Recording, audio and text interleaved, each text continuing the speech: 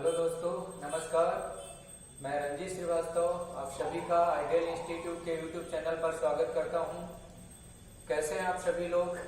उम्मीद करते हैं आप सभी लोग बहुत अच्छे होंगे। दोस्तों, आज हम लोग एक संविधान विषय का महत्वपूर्ण टॉपिक पढ़ेंगे जिसका नाम है भारतीय संविधान की अनुसूचियां, शेड्यूल ऑफ इंडियन कॉन्स्टिट्यूशन। इस टॉपिक को समझने का प्रयास करेंगे और भरोसा रखिए, इस टॉपिक में आपको बिल्कुल याद करवा दूंगा। दोबारा कभी पढ़ने की आवश्यकता नहीं पड़ेगी। बस एक बार अच्छे से समझ लीजिएगा, इसके बाद कभी आपको दोबारा पढ़ने की आवश्यकता नहीं पड़ेगी। किसी किताब की जरूरत नहीं पड़ेगी। आप इसको बस एक बार अच्छे से समझ लीजिएगा। मैं पूरा भरोसा देता हूं आपको कि आपको बिल्कुल अभी याद हो जाएगा। ठीक है, चीजों को साथ में नोट भी करते चलिएगा और समझते भी चलिएगा। साथ में अपना एक नोट्स बना लीजिएगा एग्जाम के दौरान। बस केवल इसको रिवाइज कर लीजिएगा। चलिए प्रारंभ करते हैं। टॉपिक का नाम है भारतीय संविधान की अनुसूचियां अर्थात शेड्यूल ऑफ इंडियन कॉन्स्टिट्यूशन। देखिए बेटा, हमारे मूल संविधान में यदि हम अनुसूचियों की बात करें, हमारे मूल संविधान में कुल अनुसूचियों की जो संख्या थी वो 8 हुआ करती थी। यानी मूल संविधान में अनुसूचियों की संख्या पूछी जाए तो आप 8 बताएंगे। 8 अनुसूचियां हमारे मूल संविधान में थी। लेकिन यदि वर्तमान की बात करें कि वर्तमान समय में अनुसूचियों की संख्या कितनी है, तो वर्तमान समय में अनुसूचियों की संख्या 12 है, अर्थात 4 अनुसूचियां और बढ़ाई जा चुकी हैं। तो इस प्रकार से वर्तमान समय में अनुसूचियों की संख्या 12 हो चुकी है। तो पहले हम लोग जानेंगे मूल संविधान में जो 8 अनुसूचियां हैं उसमें किस बात का वर्णन दिया गया है। बाद में समझेंगे जो 4 अनुसूचियां बाद में प्लस की गई हैं, किस संविधान संशोधन के तहत लाया गया उनको और किस वर्ष लाया गया, उसका मुख्य विषय क्या है, इसके बारे में समझने का प्रयास करते हैं। तो एक एक क्रम से इनको समझते चलते हैं कि मूल संविधान में जो 8 अनुसूचियां थी वो कौन कौन सी हैं और उसमें किस बात का वर्णन किया गया। तो देखिए बेटा, हम लोग क्रम से समझेंगे। पहले फर्स्ट शेड्यूल यानी अनुसूची नंबर 1। अनुसूची 1 में कहा गया है संघ और उसके राज्य क्षेत्र। संघ और उसके राज्य क्षेत्र, संघ और उसके राज्य क्षेत्रों का वर्णन किया गया है। संघ और उसके राज्य क्षेत्रों का उल्लेख, राज्य क्षेत्रों का उल्लेख या वर्णन कह सकते हैं ना। संघ और उसके राज्य क्षेत्रों का वर्णन शेड्यूल नंबर 1 में किया जाता है। यानी वर्तमान समय में बेटा हमारे देश में पूर्ण राज्यों की संख्या 28 है और केंद्र शासित प्रदेशों की संख्या वर्तमान समय में 8 है। यानी इन 28 राज्य और 8 केंद्र शासित प्रदेशों में कभी भी कोई भी परिवर्तन होता है, अर्थात किसी राज्य की सीमा में परिवर्तन होता है, किसी राज्य के नाम में परिवर्तन होता है, सीमा में बढ़ोतरी होती है या कमी की जाती है, कोई नया राज्य गठित होता है, किसी राज्य का दर्जा समाप्त किया जाता है, अर्थात राज्य से संबंधित कोई भी परिवर्तन कभी भी होता है तो हमारे संविधान की अनुसूची 1 में भी परिवर्तन देखने को मिलेगा। ओके, तो ये बात आपको संविधान की अनुसूची 1 में पढ़ना है। ठीक है, संघ और उसके राज्य क्षेत्रों का वर्णन शेड्यूल 1 में दिया गया। इसके बाद समझेंगे बेटा शेड्यूल 2 अनुसूची 2। अनुसूची 2 में देखिएगा वेतन की बात की गई है। भारत के जो भी उच्च संवैधानिक पदाधिकारी होते हैं इनको मिलने वाले वेतन, भत्ता और पेंशन का उल्लेख शेड्यूल 2 में किया गया है। उच्च संवैधानिक पदाधिकारी क्या होते हैं बेटा? जैसे भारत के राष्ट्रपति हो गए, उपराष्ट्रपति हो गए, है ना। कौन कौन? भारत का राष्ट्रपति, उपराष्ट्रपति यानी प्रेसिडेंट, वाइस प्रेसिडेंट, है ना। इसके अलावा आपके सांसद हो गए, इसके अलावा कैग हो गया, AGI attorney general of India, है ना। सुप्रीम कोर्ट के जज हो गए, सुप्रीम कोर्ट के जज, हाई कोर्ट के जज, हाई कोर्ट के जज, ईटीसी, है ना। इन्हें हम उच्च संवैधानिक पदाधिकारी के नाम से जानेंगे। ऐसे बहुत से हैं, तो ये मैंने कुछ आपको इंपॉर्टेंट नाम बता दिए हैं। इनको मिलने वाले वेतन और भत्ते का उल्लेख शेड्यूल 2 में दिया गया है। अगर किसी की सैलरी के बारे में आपको जानकारी करनी है तो संविधान की दूसरी अनुसूची को देखेंगे तो इसमें सबके वेतन भत्ते का उल्लेख आपको मिल जाएगा। इस शेड्यूल को आपको याद कैसे करना है? याद करने का ये लॉजिक है, जैसे हम ये लिखा है 2, है ना, 2 को सेकंड बोलेंगे। क्या बोलेंगे? सेकंड। अब सेकंड का जो पहला वर्ड है जो एस से रिलेट किया गया है, ठीक है, एस से लिखा गया है। उसी प्रकार से वेतन को हम लोग इंग्लिश में बोलते हैं बेटा सैलरी। क्या बोलते हैं? सैलरी। अब सैलरी का पहला लेटर एस है और सेकंड का एस है, तो आपस में इसको कोरिलेट कर लीजिएगा, अर्थात सेकंड शेड्यूल में सैलरी का उल्लेख मिलेगा। किस चीज का उल्लेख मिलेगा? सैलरी का। ऐसे भी याद कर सकते हैं, ये संख्या लिखी है 2। एक 2 नंबर का धन भी होता है। धन 2 प्रकार के होते हैं, 1 नंबर का धन और 2 नंबर का धन। तो जब भी 2 की बात किया जाए तो इसमें धन की बात आ जाएगी, धन से कोरिलेट कर लीजिएगा, यहाँ पे वेतन भत्ते का उल्लेख मिलेगा। तो उम्मीद करते हैं ये बात आपको समझ में आ गई होगी। कैसे याद करना है? सेकंड, सेकंड में किस बात का उल्लेख है? सैलरी का। तो शेड्यूल सेकंड में सैलरी का उल्लेख होगा। किसकी सैलरी का? भारत के उच्च संवैधानिक पदाधिकारियों को मिलने वाले वेतन भत्ते का उल्लेख होगा। उच्च संवैधानिक पदाधिकारी क्या होते हैं, मैंने आपको ये स्पष्ट कर दिया है। तो शेड्यूल सेकंड के बाद अब हम लोग आगे बढ़ते हैं शेड्यूल थर्ड की तरफ। देखिएगा शेड्यूल थर्ड में किस बात का उल्लेख होगा? तीसरी अनुसूची। थर्ड शेड्यूल में शपथ का उल्लेख है। किसका उल्लेख मिलेगा? शपथ। शपथ को बोलेंगे ओथ। ओथ मतलब शपथ। भारत के उच्च संवैधानिक पदाधिकारियों के द्वारा पद ग्रहण के समय ली जाने वाली शपथ का उल्लेख थर्ड शेड्यूल में देखने को मिलेगा, है ना। जैसे बेटा इसको याद कैसे करना है? यहाँ पे आपने लिखा है शपथ है, लास्ट यहाँ पे वर्ड क्या दिख रहा है? था। ऐसे इसको थर्ड को हिंदी में जब आप लिखेंगे तो कुछ इस प्रकार से, यहाँ पे देखिएगा पहला लेटर जो है और शपथ का लास्ट वाला आपस में कोरिलेट कर लीजिएगा, है ना। तो यहाँ पर भी था आया है, यहाँ पर भी था आया है, अर्थात थर्ड में शपथ का उल्लेख किया गया है। किसकी शपथ का उल्लेख है? उच्च संवैधानिक पदाधिकारियों के द्वारा पद ग्रहण के समय ली जाने वाली शपथ का उल्लेख थर्ड शेड्यूल में है। एक बात यहाँ पे नोट करके लिख लीजिएगा, विशेष बात है बेटा। यहाँ पे मैंने बोला उच्च संवैधानिक पदाधिकारियों के द्वारा पद ग्रहण के समय ली जाने वाली शपथ का उल्लेख, लेकिन कुछ यहाँ पे उच्च संवैधानिक पदाधिकारी हैं जिनका उल्लेख यहाँ पर नहीं मिलेगा। कौन कौन से वो पदाधिकारी हैं? जैसे राष्ट्रपति और उपराष्ट्रपति, राष्ट्रपति, उपराष्ट्रपति, राज्यपाल, इनके द्वारा पद ग्रहण के समय ली जाने वाली शपथ का उल्लेख थर्ड शेड्यूल में नहीं है। इनके लिए विशेष आर्टिकल हैं, उनमें इनकी शपथ का उल्लेख किया जाता है। थर्ड शेड्यूल में इनके द्वारा पद ग्रहण के समय ली जाने वाली शपथ का उल्लेख नहीं है। बाकी पदाधिकारियों के द्वारा पद ग्रहण के समय ली जाने वाली शपथ का उल्लेख आपको थर्ड शेड्यूल में देखने को मिलेगा। तो उम्मीद करते हैं ये तीनों अनुसूचियां आपको याद हो गई होंगी। फिर से एक बार रिकॉल कर लेते हैं। शेड्यूल फर्स्ट में संघ और उसके राज्य क्षेत्रों का वर्णन है। शेड्यूल सेकंड में सैलरी का उल्लेख है। शेड्यूल थर्ड में शपथ का उल्लेख किया गया। इसी क्रम में अब हम लोग आगे बढ़ेंगे शेड्यूल नंबर 4, चौथी अनुसूची को समझिएगा। देखिए फोर्थ शेड्यूल में क्या है? शेड्यूल नंबर 4 देखिए बेटा, शेड्यूल 4 में राज्यसभा में राज्यों का प्रतिनिधित्व, राज्यसभा में राज्यों का प्रतिनिधित्व, राज्यसभा में राज्यों का प्रतिनिधित्व, राज्यसभा में राज्यों का राज्यसभा में राज्यों का प्रतिनिधित्व, राज्यसभा में राज्यों का प्रतिनिधित्व।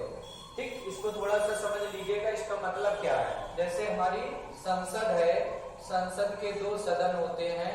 इसका अपर हाउस राज्यसभा कहलाता है और इसका लोअर हाउस लोकसभा कहलाता है। इस राज्यसभा में किस राज्य का क्या प्रतिनिधित्व होगा, अर्थात किस राज्य से कितने मेंबर इलेक्ट होकर के राज्यसभा में जाएंगे, ये निर्धारण होता है बेटा जनसंख्या के आधार पे। राज्यसभा या लोकसभा में सीटों का जो निर्धारण होता है वो जनसंख्या के आधार पे किया जाता है। जिस राज्य की जनसंख्या ज्यादा, उस राज्य का प्रतिनिधित्व ज्यादा देखने को मिलेगा। ठीक, जैसे वर्तमान समय में उत्तर प्रदेश की जनसंख्या सबसे ज्यादा है।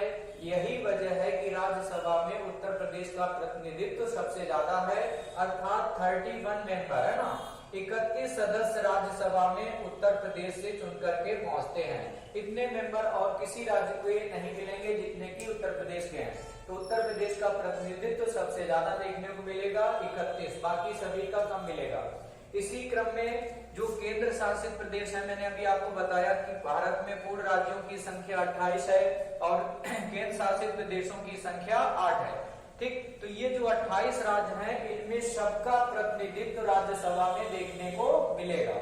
उसी क्रम में जो केंद्र शासित प्रदेश हैं, इनमें सबका प्रतिनिधित्व राज्यसभा में नहीं है। यदि हम वर्तमान समय की बात करें तो वर्तमान समय में 8 में से केवल 3 राज्य ऐसे हैं जिनका प्रतिनिधित्व राज्यसभा में है।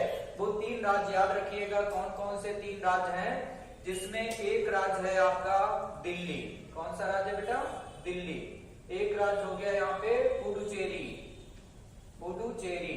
और एक अभी नवगठित राज्य है जिसका नाम है जम्मू एंड कश्मीर, जम्मू एंड कश्मीर। बस केवल ये 3 राज्य हैं वर्तमान समय में जिनका प्रतिनिधित्व राज्यसभा में है। बाकी 5 राज्यों का प्रतिनिधित्व राज्यसभा में नहीं है। ठीक है, और जो पूर्ण राज्य है इनमें सबका मिलेगा। केंद्र शासित में केवल 3 राज्यों का वर्तमान समय में प्रतिनिधित्व है।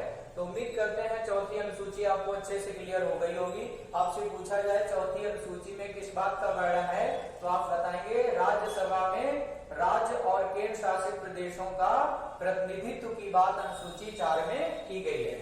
इसके बाद इसी क्रम में हम लोग समझेंगे शेड्यूल नंबर 5, अनुसूची नंबर 5। देखिए अनुसूची 5 में किस बात का वर्णन है। अनुसूची 5 और अनुसूची 6 बिल्कुल एक जैसी हैं, तो इनको एक साथ समझिएगा। अनुसूची 5 में कहा गया है भारत की अनुसूचित जाति और अनुसूचित जनजाति अर्थात एससी और एसटी, एससी और एसटी के नियंत्रण, एससी और एसटी के नियंत्रण और प्रशासन का उल्लेख, प्रशासन का उल्लेख, का उल्लेख। भारत की अनुसूचित जाति और अनुसूचित जनजातियों के नियंत्रण और प्रशासन का उल्लेख अनुसूची 5 में किया गया है। इनके लिए कुछ विशेष उपबंध है, विशेष कानून बनाने पड़े हैं। उन विशेष कानूनों का वर्णन ही अनुसूची 5 में किया गया है। इसके बाद अनुसूची 6 समझेंगे। इसमें अनुसूचित जनजाति के नियंत्रण और प्रशासन का उल्लेख किया गया है, लेकिन इसमें पूरे भारत की अनुसूचित जनजातियों के नियंत्रण प्रशासन की बात नहीं की गई है। अनुसूची 6 में केवल 4 राज्य हैं जिसमें रहने वाली अनुसूचित जनजातियों के नियंत्रण और प्रशासन की बात की गई है। वो 4 स्पेशल राज्य आप याद रखिएगा। 4 राज्य वो कौन कौन से हैं, तो देखिएगा बेटा, वो 4 राज्य याद करने के लिए लॉजिक याद रखो। एएम याद रखेंगे। अब एएम का फुल फॉर्म देखेंगे यहाँ पे क्या होगा। ए मतलब यहाँ पे बेटा असम, ए मतलब क्या हो गया असम राज्य, और एम मतलब हो गया मेघालय, एम मतलब मेघालय, टी मतलब यहाँ पे हो जाएगा त्रिपुरा, टी मतलब त्रिपुरा, टी मतलब यहाँ पे हो जाएगा त्रिपुरा, और लास्ट में जो एम आया है इसका मतलब है मिजोरम। कौन सा राज्य? मिजोरम। बस ये 4 राज्य याद रखेंगे। इन 4 राज्यों में रहने वाली अनुसूचित जनजातियों के नियंत्रण और प्रशासन की बात अनुसूची 6 में की गई, जबकि 5 में पूरे भारत की अनुसूचित जाति अनुसूचित जनजातियों के नियंत्रण प्रशासन की बात की जाती है। लेकिन अनुसूची 6 में केवल 4 राज्यों में रहने वाली अनुसूचित जनजातियों के नियंत्रण और प्रशासन की बात की गई है। वो 4 राज्य कौन कौन से हैं, तो एएम पीएम असम, मेघालय, त्रिपुरा और मिजोरम। उम्मीद करते हैं अनुसूचित 5 और 6 आपको अच्छे से समझ में आ गई होगी। यदि नहीं आई है तो दोबारा एक बार वीडियो फिर से देख लेना, अच्छे से क्लियर हो जाएगी। ओके, चलिए, तो ये 6 अनुसूचियों के बारे में हमने जानकारी प्राप्त कर लिया है। इसके बाद हम लोग समझेंगे अनुसूची 7 और 8। देखते हैं अनुसूची 7 में किस बात का वर्णन है, अनुसूची 8 में किस बात का वर्णन है। तो देखिएगा, इसको अच्छे समझ लो। 7 और 8 इंपॉर्टेंट शेड्यूल है। तो शेड्यूल नंबर 7 देखिए बेटा, अनुसूची 7 में क्या है। अनुसूची 7 में शक्तियों का बंटवारा है, शक्तियों का विभाजन है ना, शक्तियों का विभाजन कह सकते हैं या शक्तियों का बंटवारा, शक्तियों का विभाजन। और शक्तियों का जो विभाजन है वो 3 टाइप की लिस्ट में किया गया है, 3 प्रकार की सूचियों में किया गया बेटा। कितनी सूचियों में मिलेगा? 3 सूचियों में। वो 3 सूचियां कौन कौन सी हैं? एक सूची है जिसका नाम है संघ सूची। कौन सी सूची है? संघ सूची। इसी को केंद्र सूची के नाम से भी जाना जाता है। इंग्लिश में इसी को यूनियन लिस्ट के नाम से जाना जाएगा। कौन सी लिस्ट? Union list. दूसरी सूची है जिसका नाम है राज्य सूची। राज्य सूची स्टेट लिस्ट के नाम से इसे जाना जाएगा। और जो तीसरी सूची है जिसे समवर्ती सूची के नाम से जाना जाता है। कौन सी सूची? समवर्ती सूची, कॉन्क्रीट लिस्ट। तो इस प्रकार से ये 3 लिस्ट है बेटा आपकी। कौन कौन सी? संघ सूची, राज्य सूची और समवर्ती सूची। अब देखिएगा प्रारंभ में, अच्छा पहले ये समझ लो ये संघ सूची क्या होती है, राज्य सूची क्या होती है, समवर्ती सूची क्या होती है। तो समझिएगा, ऐसे विषय जिनपे कानून बनाने का अधिकार केंद्र सरकार का होता है उसे संघ सूची या केंद्र सूची के नाम से जाना जाता है। ऐसे विषय जिनपे कानून केंद्र सरकार बनाती है वो संघ सूची के विषय कहलाते हैं। दूसरा है राज्य सूची। ऐसे विषय जिनपे कानून बनाने का अधिकार राज्य सरकार का होता है वो राज्य सूची के विषय कहलाते हैं। और तीसरा है समवर्ती सूची। ऐसे विषय जिनपे कानून बनाने का अधिकार दोनों सरकार का होता है, अर्थात केंद्र सरकार और राज्य सरकार मिलकर के जब कानून बनाती है तो वो समवर्ती सूची के विषय कहलाते हैं। ठीक है। अब देखिएगा मूल संविधान की यदि हम बात करें तो मूल संविधान में किस सूची में कितने विषय थे, इस बात को अच्छे से समझ लीजिए। मूल संविधान में और वर्तमान की यदि हम बात करें तो वर्तमान में किस सूची में कितने विषय हैं। तो देखिएगा बेटा, जो आपकी संघ सूची है, इस संघ सूची में मूल संविधान में विषयों की संख्या की यदि हम बात करें तो मूल संविधान में संघ सूची में 97 विषय हुआ करते थे, जो कि वर्तमान समय में 100 हो चुके हैं। आपसे पूछा जाएगा कि संघ सूची में मूल संविधान में कितने विषय थे, तो आप बताएंगे 97।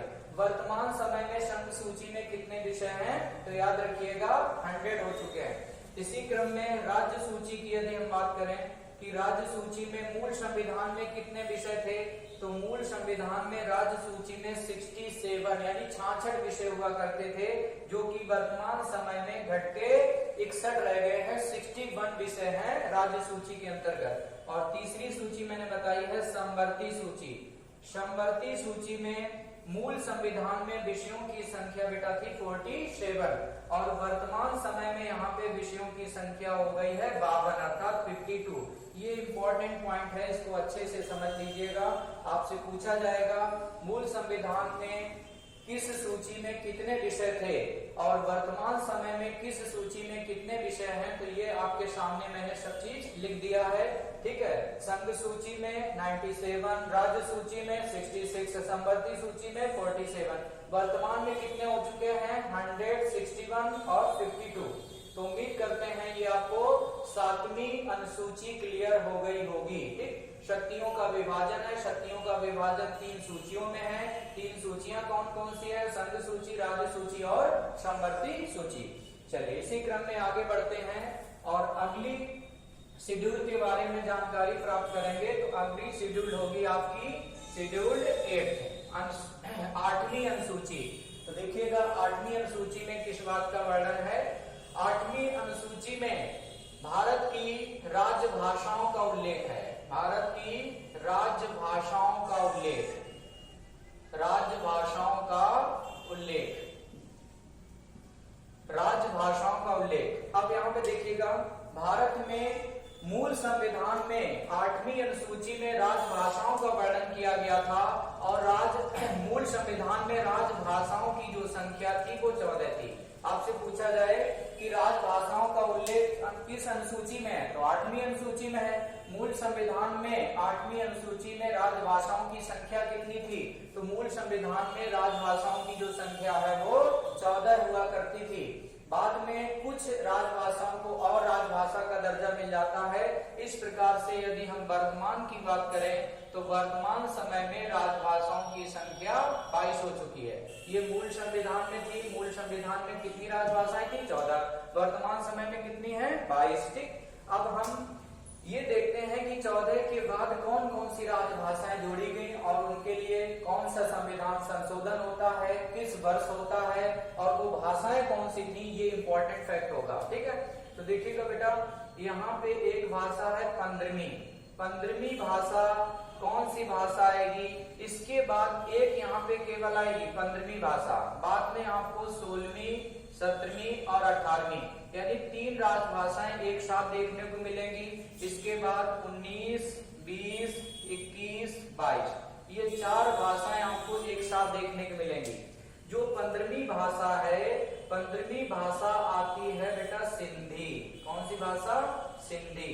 अब आपसे पूछा जाएगा सिंधी को राजभाषा का दर्जा किस संविधान संशोधन के तहत मिला और कब मिला?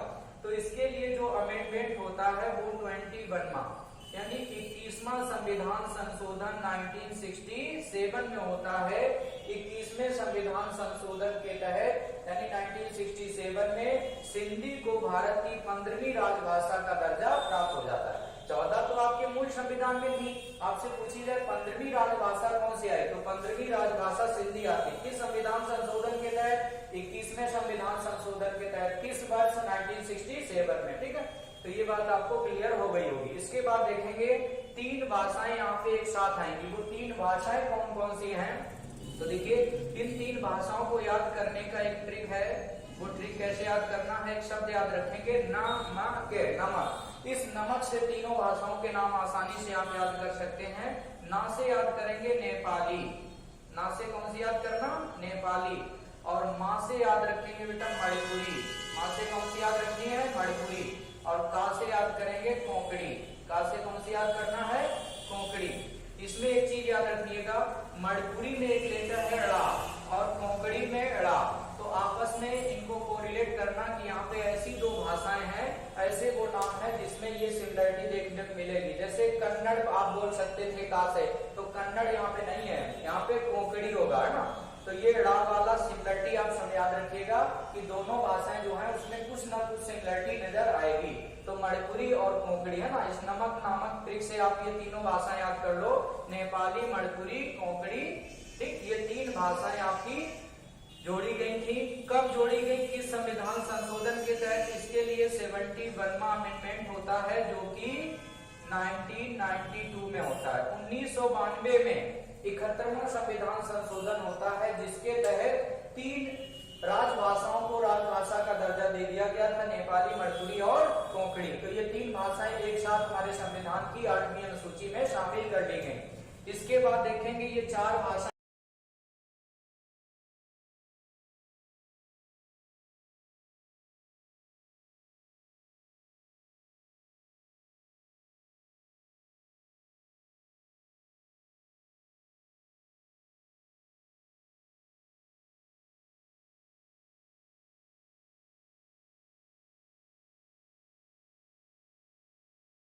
संथाली। अब संथाली में लास्ट के 2 आपको वर्ड देखने हैं, था और ला दिखाई दे रहे हैं, तो इसी से मिलती जुलती एक भाषा होगी मैथिली। कौन सी? मैथिली। देखिएगा, अब मैथिली और संथाली में दोनों में सिमिलरिटी क्या है? लास्ट में था और ला दोनों में दिख रहा है। तो मैथिली के साथ संथाली और बोडो के साथ डोगरी याद रखना। तो इस प्रकार से ये 4 भाषाएं एक साथ आती हैं। ठीक, कब आती है? इसके लिए अमेंडमेंट कौन सा होता है? अब इनका अमेंडमेंट देखो कैसे याद रखना। यहाँ पे आपने अमेंडमेंट पढ़ा था 21वां और यहाँ पे पढ़ा था 71वां। इन दोनों संख्याओं को यदि जोड़ दिया जाए, कौन कौन सी संख्याएं? 21वां संविधान संशोधन और 71वां, अर्थात 71 और 21 को आपस में जब आप जोड़ देंगे तो ये संख्या निकल के आएगी 92। कैसे? 1 और 1 2 हो गया, 7 और 2 9 हो गया। तो यहाँ पे अमेंडमेंट याद कर लो 92वां, यानी ये दोनों अमेंडमेंट की संख्याओं को जोड़ दीजिए तो आसानी से तीसरा वाला आपको याद हो जाएगा। यानी 92वां अमेंडमेंट होता है वर्ष 2003 में। 92वां अमेंडमेंट 2003 में होता है। इसी के तहत इन 4 भाषाओं को राजभाषा का दर्जा दे दिया गया था। तो इस प्रकार से हमारे संविधान में कुल राजभाषाओं की संख्या 22 हो जाती है। उम्मीद करते हैं ये बात आपको अच्छे से क्लियर हो गई होगी। ठीक है, चलिए, तो ये हमारे मूल संविधान की 8 अनुसूचियां थी जो मैंने आपको क्लियर कर दी। अब हम लोग समझेंगे बाद में कौन कौन सी शेड्यूल हमारे संविधान में जोड़ी गई है और कितनी है, उनका विषय क्या है, किस अमेंडमेंट के तहत आई है। तो देखिए बेटा, एक 9वीं अनुसूची आएगी, एक 10वीं है और एक 11वीं है, एक 12वीं है। ये आपकी 4 अनुसूचियां बाद में आती हैं। कौन कौन सी? 9वीं, 10वीं, 11वीं और 12वीं। 9वीं अनुसूची किस अमेंडमेंट के तहत आती है? तो फर्स्ट अमेंडमेंट के तहत आती है। किस वर्ष ये अमेंडमेंट हुआ था? 1951 में। पहले संविधान संशोधन के तहत 1951 में 9वीं अनुसूची जोड़ी गई। इसका विषय भी याद रखिएगा, इसका विषय क्या होगा, इसके अंतर्गत क्या आएगा? तो इसके अंतर्गत आएगा भूमि सुधार से संबंधित कानूनों को वर्णित किया गया है। भूमि सुधार से संबंधित कानूनों को वर्णित किया गया है शेड्यूल्ड 9 में। ठीक, तो ऐसे आप 9वीं अनुसूची याद कर लो। 10वीं अनुसूची में देखिएगा, ये 10वीं जो अनुसूची है ये 52वें अमेंडमेंट के तहत आती है। इसके लिए वर्ष है 1985, यानी 52वां संविधान संशोधन 1985 में होता है। इसके तहत 10वीं अनुसूची जोड़ी गई थी और इसका जो विषय है बेटा वो है दल बदल। कौन सा? दल बदल। इसका जो विषय है वो है दल बदल। अब इसको याद कैसे रखना है? यहाँ पे आपने संख्या लिखी है 10। अब 10 में देखिएगा पहला लेटर क्या बनाया आपने? दा। उसी प्रकार से इसका जो विषय है दल बदल, इसका पहला लेटर क्या है? दा। तो आपस में कोरिलेट कर लीजिएगा, दा से 10 और दा से दल बदल, अर्थात 10वीं अनुसूची में क्या है? दल बदल का प्रावधान किया गया। ऐसे आपस में कोरिलेट करेंगे तो आसानी से चीजें याद हो जाती है ना। तो दा से 10, दा से दल बदल। ठीक, दूसरी बात, यहाँ पे अमेंडमेंट आपको याद करना है। कौन सा अमेंडमेंट होगा? तो 52वां अमेंडमेंट है। यहाँ पे देखिए संख्या आपने क्या लिखी? 5 और 2, इनका आपस में मल्टीप्लाई करना है। यदि 5 और 2 का तो क्या हो जाएगा? 5 दूनी 10, अर्थात 10वीं जो अनुसूची है तो उसी में जो अमेंडमेंट है वो 52वां होगा, है ना। इन संख्याओं को आपस में ऐसे याद कर लीजिएगा। चलिए इसके बाद समझते हैं 11वीं शेड्यूल। 11वीं शेड्यूल के लिए जो अमेंडमेंट होता है वो 73वां अमेंडमेंट। जरूर याद कर लो, इनके अमेंडमेंट पूछे जाते हैं। अमेंडमेंट मतलब संविधान संशोधन। तो इसमें इसके लिए जो संविधान संशोधन होता है वो 73वां होता है। किस वर्ष होता है? 1993 में। 1993 में 73वां संविधान संशोधन करके संविधान की 11वीं अनुसूची को जोड़ा गया था। इसका विषय है ग्रामीण संस्थाओं को काम करने के लिए विषय मिले थे। ग्रामीण संस्थाओं को काम करने के लिए विषय दिए गए थे। और कितने विषय मिले थे ग्रामीण संस्थाओं को? इनके विषयों की संख्या भी पूछी जाती है, याद रखेंगे। ग्रामीण संस्थाओं को कार्य करने के लिए टोटल 29 विषय प्रदान किए गए थे, 29। तो 29 विषय ग्रामीण संस्थाओं को मिले थे। इसको याद कैसे करना बेटा? जैसे आप संख्या लिखते हैं 11 है, तो 11 में पहला लेटर आपने गा बनाया। इसका जो विषय है उसमें देखिए ग्रामीण शब्द लिखा, पहला लेटर यहाँ पर भी गा दिख रहा है। तो गा से 11वीं अनुसूची और गा से ग्रामीण संस्थाओं को काम करने के लिए विषय मिलेंगे। याद हो गया होगा, गा से 11, गा से ग्रामीण संस्थाओं को कार्य करने के लिए विषय। अब इसमें विषय कितने हैं? तो 29 विषय याद रखिएगा, बहुत इंपॉर्टेंट है, पूछा जाता। अमेंडमेंट कौन सा था? 73वां। किस वर्ष हुआ? 1993। 1993 में 73वां संविधान संशोधन होता है। इसके बाद समझेंगे शेड्यूल नंबर 12। शेड्यूल नंबर 12 के लिए जो अमेंडमेंट होता है वो 74वां 74वां संविधान संशोधन 1993, यानी वर्ष दोनों का सेम है लेकिन अमेंडमेंट क्रम से याद रखिएगा। यहाँ पे जैसे संख्या क्रम से है 11, 12, तो यहाँ पे अमेंडमेंट याद रखेंगे 73, 74। 73वां संविधान संशोधन, 74वां संविधान संशोधन। 74वें संविधान संशोधन के तहत 12वीं अनुसूची को जोड़ा गया। इसका जो विषय है वो है शहरी संस्थाओं को कार्य करने के लिए विषय। शहरी संस्थाओं को काम करने के लिए जो विषय मिले थे और विषयों की जो संख्या थी वो 18 थी। जैसे यहाँ पे 29 विषय हैं, उसी प्रकार से शहरी संस्थाओं के पास वो टोटल 18 विषय होते हैं। 18 विषयों पे शहरी संस्थाएं काम करती हैं। ठीक है, तो इस प्रकार से मैंने आपको ये 12 अनुसूचियां समझाने का प्रयास किया। उम्मीद करते हैं आप लोगों की ये 12 शेड्यूल अच्छे से क्लियर हो गई होंगी। यदि कुछ भी डाउट रहता है तो इनको आप दोबारा वीडियो को देख लीजिएगा, फिर से देखेंगे तो अच्छे से एक बार और क्लियर हो जाएगा। ठीक है, यदि आपको हमारा पढ़ाने का ये तरीका अच्छा लगा हो तो एक बार हमारे इस चैनल को सब्सक्राइब जरूर कर दें तथा अपने दोस्तों के साथ भी शेयर कर दीजिएगा। यदि आपको पसंद नहीं आया है तो स्वेच्छा से आप इसे डिसलाइक भी कर सकते हैं। और पसंद आया है तो इसे लाइक जरूर कर देना, शेयर कर दीजिएगा और सब्सक्राइब कर दीजिएगा। Thank you so much all of you. आगे नेक्स्ट क्लास में पुनः मिलेंगे।